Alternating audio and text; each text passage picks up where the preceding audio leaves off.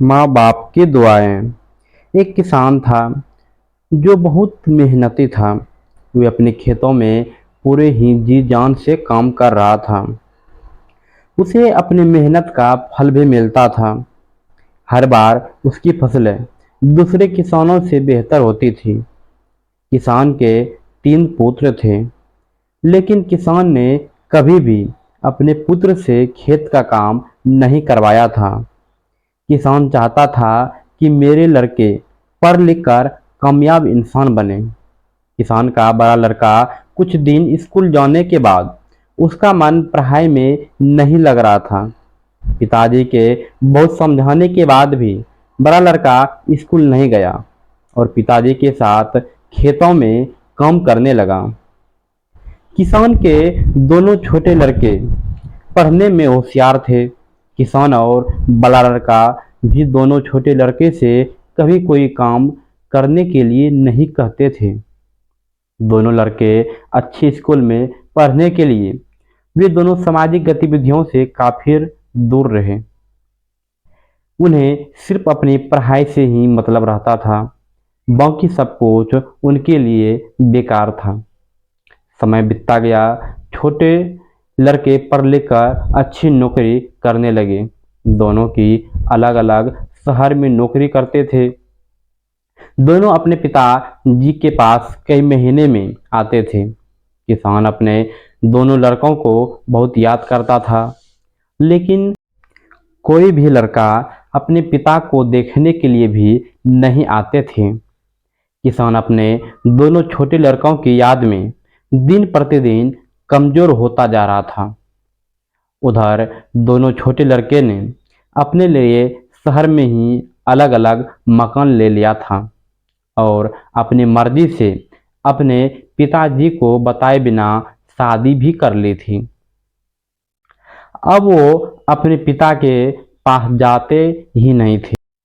उन्हें गांव में जाना पसंद नहीं था। वे दोनों भूल चुके थे कि वे गांव में ही खेल कूद कर बड़े हुए थे। किसान का बड़ा लड़का अपने पिताजी की बहुत सेवा करता था। वह पढ़ा लिखा नहीं था, लेकिन अपने कर्तव्यों को बखूबी जानता था। उसने अपने भाई के लिए कभी गलत नहीं कहा। कुछ दिनों के बाद किसान की मृत्यु हो जाती है, लेकिन मृत्यु से पहले वे अपने पुत्रों के लिए एक वसीयत के नाम पर 3 पत्र छोड़ जाता है। कहता था कि ये पत्र तीनों लड़कों के एक साथ दिए जाएं। यह खबर किसान के दोनों छोटे लड़कों तक भी पहुंच गई। अब दोनों लड़के अपने पिता की संपत्ति के लिए गांव में आ जाते हैं और अपने पत्र लेने की मांग करते हैं।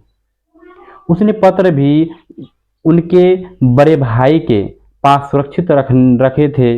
वे दोनों अपने बड़े भाई के पास अपने पत्र लेने जाते हैं, जिन्हें वह पत्र दे देता है। अब दोनों ये जानने के लिए कि पिताजी उसके लिए क्या देकर गए हैं, पत्र को खोलते हैं।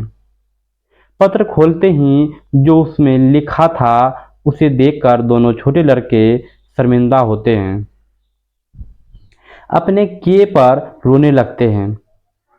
उनके पत्रों पर लिखा था कि आज तक मैं जिंदा रहा अपने बड़े अनपढ़ लायक बेटी की वजह से, और आज मैं जिंदा नहीं हूँ वो अपने छोटे पढ़े लिखे नालायक बेटे की वजह से।